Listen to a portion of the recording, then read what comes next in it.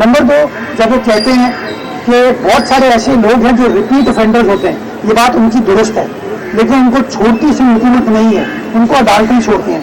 तो कहीं ना कहीं मैं समझता हूँ कि क्रिमिनल जस्टिस सिस्टम के अंदर रिफॉर्म्स लाने की ज़रूरत है, और वो रिफॉर्म सस्टेनेबल तभी होंगे जब हुकूमत, इंतज़ामिया, लेजिस्लेचर, पार्लियामान और जुडिशरी मिलकर तीनों पिलर्स ऑफ गवर्नमेंट साथ बैठकर बात करेंगे और मामलात को रिजॉल्व करने की कोशिश करेंगे। मैं समझता हूँ ये पॉइंट बिल्कुल बजा है। पुलिस वाले जब हमसे भी इंगेज करते हैं, हमें बताते हैं वो कि सर हमने फला बंदे को पकड़ा था फला ऑफेंस के तहत, 1.5 महीने बाद, 2 महीने बाद, 3 महीने बाद उसकी बेल हो गई, लेकिन बेल कोई हुकूमत नहीं देती है, वो अदालत से दी जाती है। तो मैं समझता हूँ इस निज़ाम को कहीं ना कहीं हमें रिफॉर्म करने की ज़रूरत है, और ये एक ऐसा इशू है जिसको मैं समझता हूँ कि हमारे फंडामेंटल राइट से पर्टेन करता है।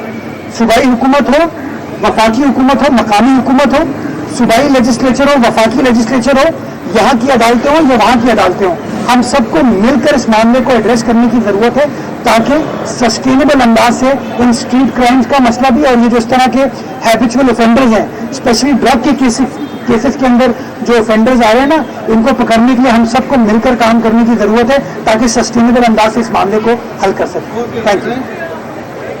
जी सर, आप कुछ कह रहे थे? जी आइए।